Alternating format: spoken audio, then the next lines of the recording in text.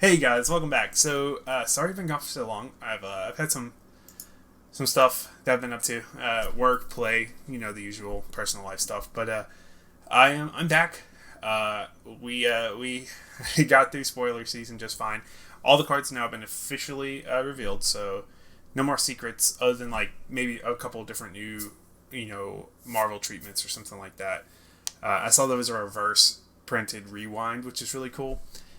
So I'm hoping there'll be some more like Easter eggs and surprises like that coming up. But since all the cards have been revealed, all the cards have been added to FABDB for you to theory craft and build decks and everything like that. So I wanted to build a couple decks based around some like less popular heroes, right?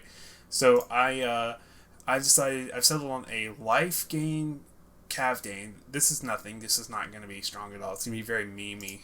And then a just kind of a weird Benji deck. So Benji, I think got a lot of good stuff out of this. There's some cards that are very clearly powerful cards in Benji. Like I think Vipox or Vipex or whatever how you pronounce this. I think it's Vipox. Vipox seems very good in Benji because it's going to be unblockable by cards from hand. If you're playing as Benji because it has one attack. So this is basically 1 for 5. It seems very good. I'm excited. I'm excited to play with this card. So this deck is by no means good, but I built this just kind of theory crafting on a couple different things. I don't know how I don't know how I think the Tiger Stripe Shuko will fit into Benji just because it does give the +1 buff to your next attack once one, or it's just your second one each turn. And this is not each chain link, this is each turn. So there you do have to kind of consider that. If the chain link or the combat chain is broken, it still triggers if you attack twice.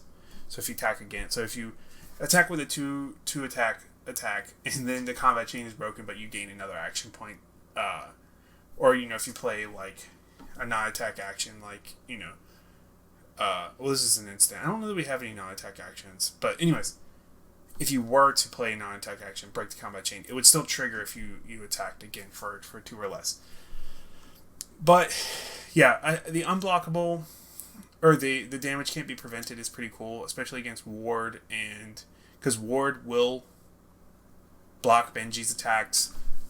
Oldham's defense reaction, it gets around that. It gets around Dissolution Sphere for Mechanologists. There's a couple other Guardian cards that say prevent damage.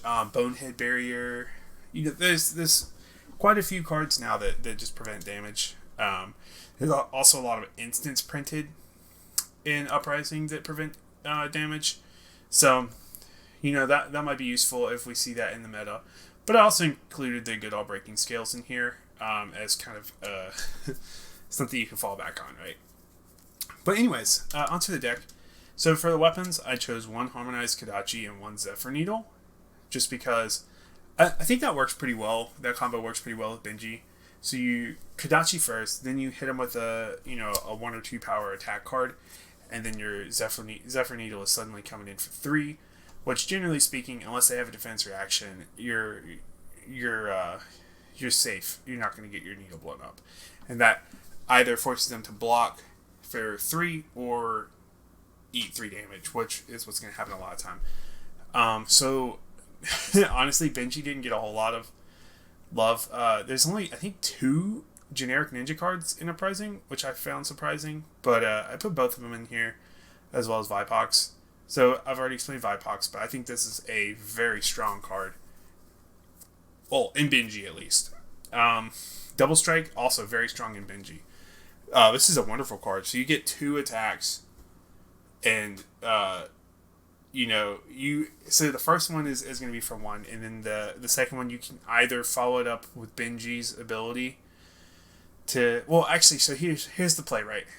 You can pitch a yellow for a yellow, so maybe like your overload, right? Pitch your overload, Kodachi for 1, then double strike for 1. As the chain link resolves, you banish it. Your on hit trigger from Benji triggers.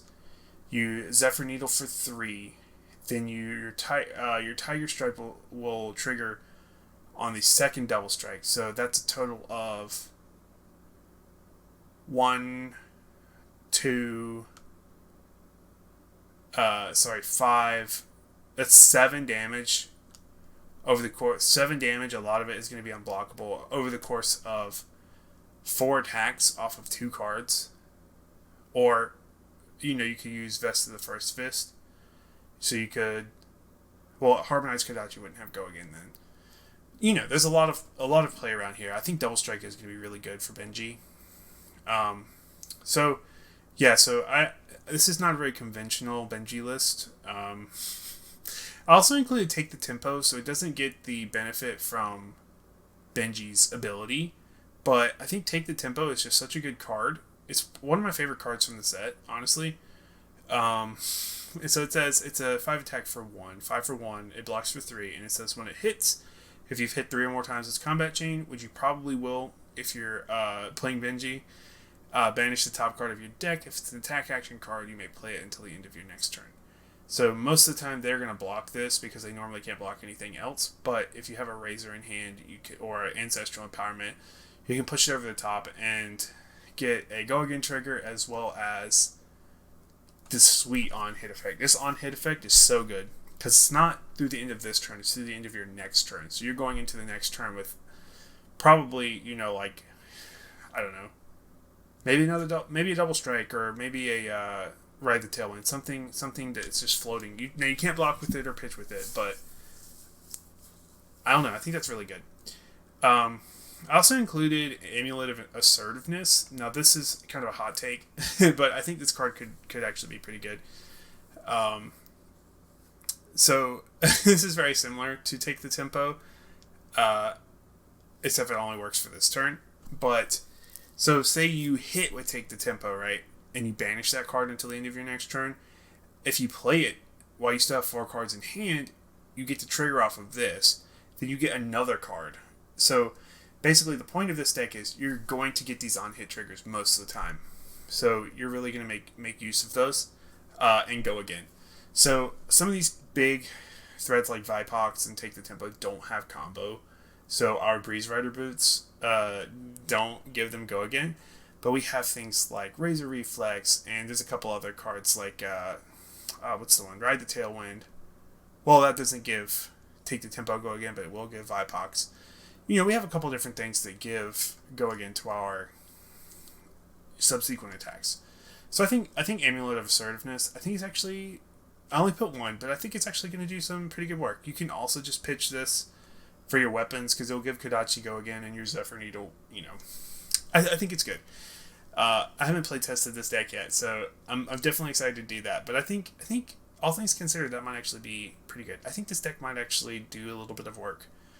Again, I don't know how much Tiger Strike Shuko is going to work for us. I have to test and see if we have enough 1 attack cards. Like Double Strike works really well with Tiger Strike Shuko, and there's a bunch of blues that attack for 1 that we're going to include in here. But so most of the other attacks and stuff, so we run even bigger than that just because card draw is going to be very important for us. So we're hoping to draw at least 2 cards a turn, more than likely, or banish off of Take the Tempo and Amulet. Brandish is also good because he gives +1 to the Zephyr Needle. So if you hit with Brandish, your Zephyr Needle is probably going to be 4 because you're going to get the Benji effect as well as the on-hit effect from Brandish. I like Brandish in Benji a lot. And most of these are just, generic, ninja 2 or less attacks with go again. So 100 wins, you want to be careful, make sure you don't give your 100 wins +1 and push them over that unblockable threshold. But there's also a couple weird ones, like Promise of Plenty is another one where you potentially are just getting card advantage. Hopefully they're going to have a card in Arsenal, but if not, you're still getting another card, you're getting another swing, so you're just kind of hoping to machine gun them down before they can kind of react more or less. Spring Tidings, definitely still including that. Spring Tidings is a godsend to Benji players, but yeah, I think, Twin Twisters is another one that gives the next attack +1, so, there's several things that you can use to buff the Zephyr Needle, so I think because your weapons are not unblockable, right? So I think there's a lot of cool stuff in here that will work really well with your Zephyr Needle. That's why I'm running the 1 Needle and 1 Kodachi And we are running Memorial Ground. This is literally just to go get Spring Tidings back from your graveyard, because Spring Tidings is just so much value. It's such a good card. But yeah, that's kind of the deck. I really want to playtest this deck. I think it's going to be really good. It's really weak to arcane damage at the moment. Only run Arcane Barrier and the Tide Flippers, but honestly, you're probably going to kill them before they can really do you in. I mean, you have 2 Arcane Barrier for like oh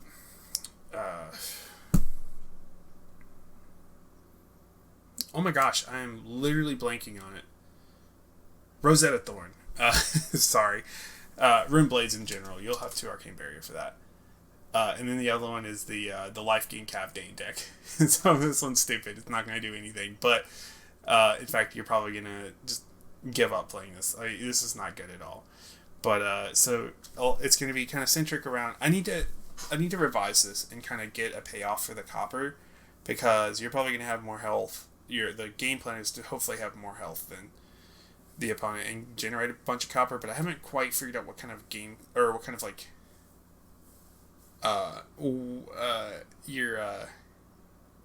what kind of winning strategy or whatever. You know what I'm trying to say. Sorry, it's been a long day. But you can also use this to gain more life. Kavdaen is the only hero that currently has an ability to gain life. So that's why I put him in here. We got so much life gain stuff in this new set. So I'll go over some of the stuff I put in here. Fire Breathing, once again, it's one of my favorite cards. It's so good. It's so surprising. Like, people never expect suddenly adding 12 damage to a Fire Breathing or something. So we have a pretty healthy amount of blues in here as well. We're ever so slightly overbalanced on reds, but we have quite a few blues and yellows as well. Some of the new cards we got. Flex, this is good for popping Phantasm, because you can make it 6 attack. You can also just use this similarly to Fire Breathing, where you can surprise them, but you have to do this when you attack or defend with it. It's not like at instant speed. So you're broadcasting the fact that this is going to be 6 attack, but I don't know. I think Flex could be kind of cool. Findel's Fighting Spirit is really neat. So it says when you attack or defend with it, if you have less health than an opposing hero, you gain 1 life. And the red has 7 attacks, so it's 7, 6, and then 5. And it only blocks for 2, which a lot of these cards we have in here only block for 2. But it has the ability to gain you a life, and also when you defend with it, it can gain you a life, which is really cool. So we'll use this probably as one of our big attacks, or to pop Phantasm again. So we got another generic action that just gives you 3 life. It's very similar to the Sigil, but an action instead of an instant. We're also running Moonwish and Sunkiss, which can gain you 3 life and also is an attack action, because we need to have the ability to do some damage, right? Oasis Respite. Respite or Respite is another one of those new cards that just flat out prevents damage. It is an instant, and it also gains you life. So you kind of see the trend here. It's mostly just life gain stuff. Sigil is always, going to be in there. Kavdaen is just an interesting card. We're probably just going to block with this, but it's very... I don't know. I've yet to see how the meta shakes out. I don't know if this is good or not, but so I only put 1. But I was interested to play with it, so... and then most of these are just the same as what we had before. We're running the Tome of Findel just because, you can gain a lot of life off of that if you do well. Crazy Brew is just here for the life gain as well. Once again, this deck is just, I kind of added everything that can gain you life for now, and I've got to kind of tweak it, pick what is good in it, what isn't, figure out a game plan, figure out how we win with this deck. But I just wanted to kind of present this to you guys, see if anybody was interested in me figuring out like a life gain deck. I don't know. Like I said, this is trash. This is nothing. But I thought it was interesting enough to let you guys know about it. So anyways, that's my Benji deck and the kind of bare bone concept for a Kavdaen life gain deck. So I hope you guys have a good one. Hopefully you guys are theory crafting and building with the new cards. I'm very excited for Uprising to get in my hands paper wise. And if there's anything you're interested in seeing, I know one of my viewers said something about maybe doing a video about like lesser used mechanologist cards, but it looks like the Tekla Foundry already got to that. So I may still make a video on that if I think there was anything they didn't cover or didn't cover well enough. But aside from that, I really appreciate the feedback on that. Thank you so much for commenting. Yeah, let me know if there was anything else you wanted that they didn't provide. I'd be more than happy to kind of take a look and make a video for you. But aside from that, I hope you guys have a great day, and I will see you guys next time.